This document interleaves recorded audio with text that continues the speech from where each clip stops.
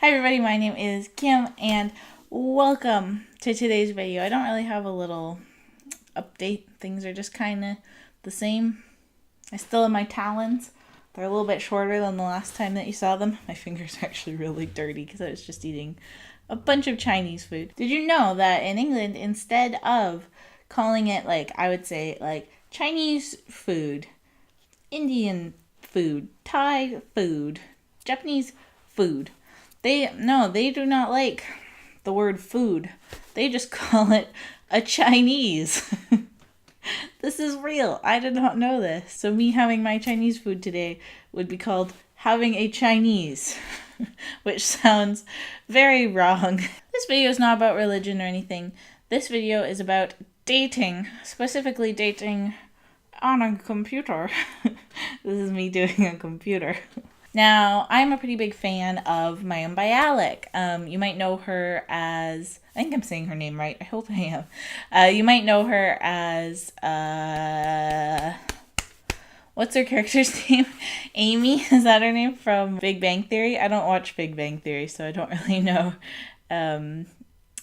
anyone's names. Sheldon's girlfriend from Big Bang Theory. I came to know of her from Big Bang Theory years back when it started, but I came to sort of appreciate her more from interviews that I've seen her do, and I've read some of her writing, and I've watched a few of her YouTube videos, which is what we're going to be responding to today. I don't really agree with a lot of things that she says in her work. I love hearing her talk about sort of being a woman in the entertainment industry, and she's a neuroscientist, so hearing her talk about being a woman in science, I think that stuff's super cool. But as far as her opinions on other things, I tend to really disagree with her. But I like to hear what she has to say because, she is a person who I think is very smart and who I have a lot of respect for, and I've always really admired her, just to be honest. I didn't watch the whole thing all the way through, so we are going to be watching a little bit of this for the first time together. But yeah, I watched enough of it to kind of get the gist and definitely want to talk about it. Actually, before we start, just so you know a little bit about me, I met my boyfriend Barney on the internet, but not through online dating. But I do have a little bit of experience doing the online dating thing, and in general, I think it's a really, really positive thing, and I've had a good, general experience with it, and I think that it's really good for a lot of people, just so that you know my thoughts about it going into this video. So with that said, let's watch the video.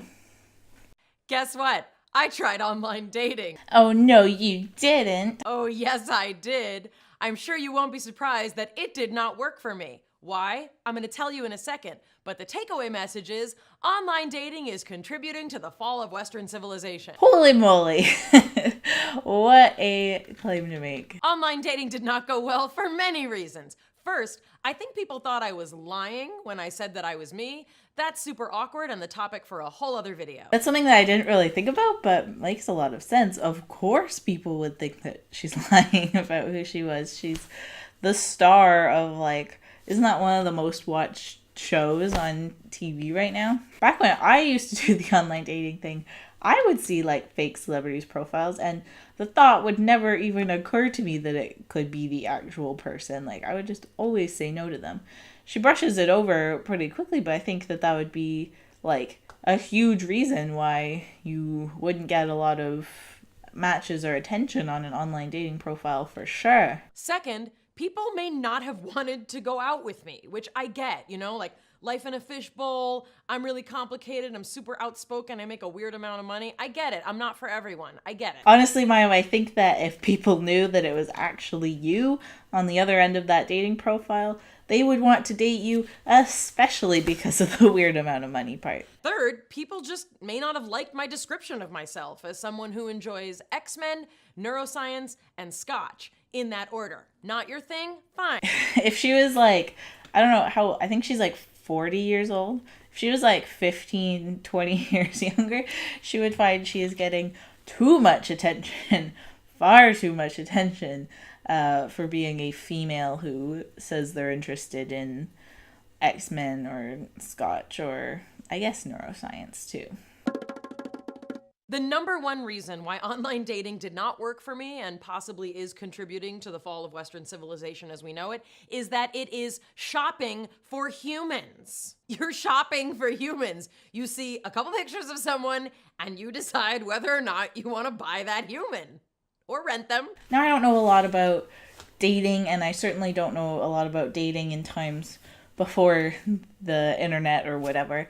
But my understanding is yes, of course, like, you met a lot of people in real life. Boring.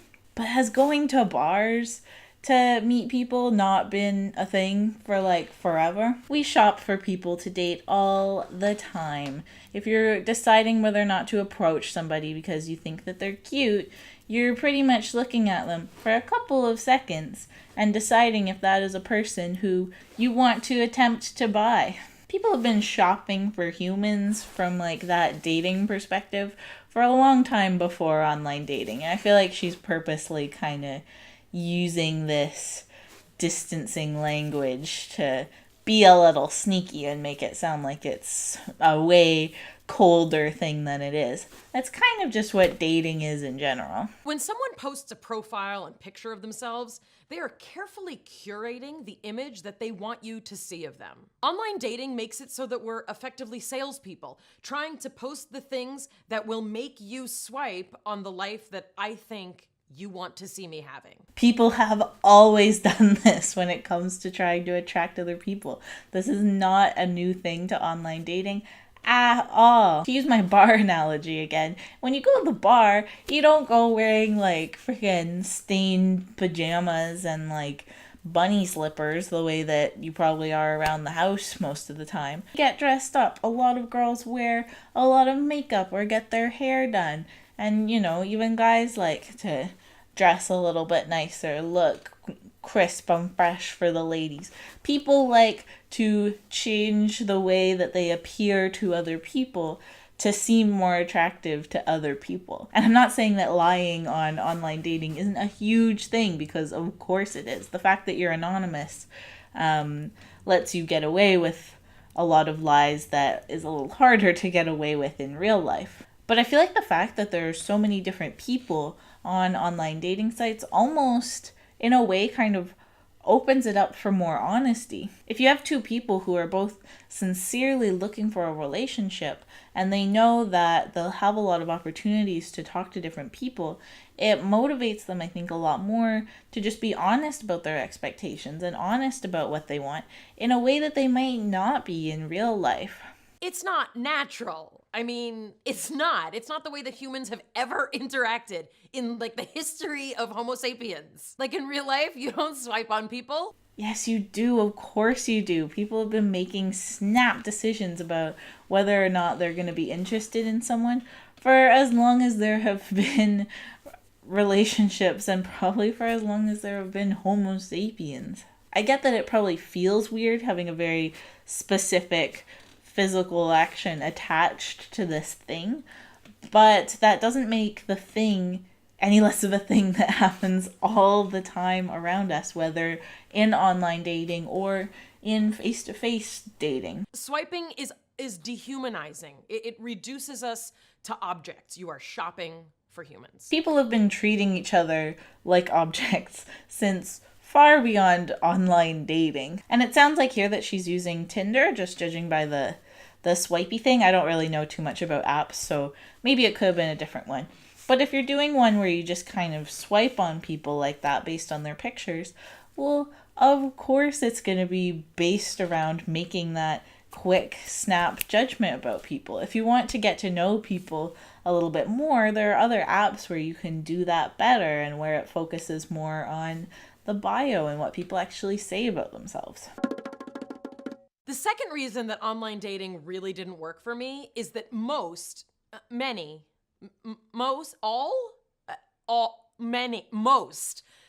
that I saw pictures of are not the kind of men, based on those pictures, that I would be interested in. And I don't think they would be interested in me either. I saw a lot of pictures of men on yachts. I saw a lot of pictures of men posing with what appeared to be like legit strippers. Lot of pictures in Vegas. Lot of dudes with beer. and all different kinds of alcohol. Wait, why is she bringing up the alcohol thing? She freaking listed scotch as one of her 3 favorite things. A lot of cigar pictures, a lot of shirtless, oiled up, waxed chests. And if this is your idea of like the kind of guy you want to go out with, there are plenty of them out there. Knock yourself out. For me, it's not really my jam. She talks about how it feels wrong to be making these, judgments on people just by looking at them for a short period of time.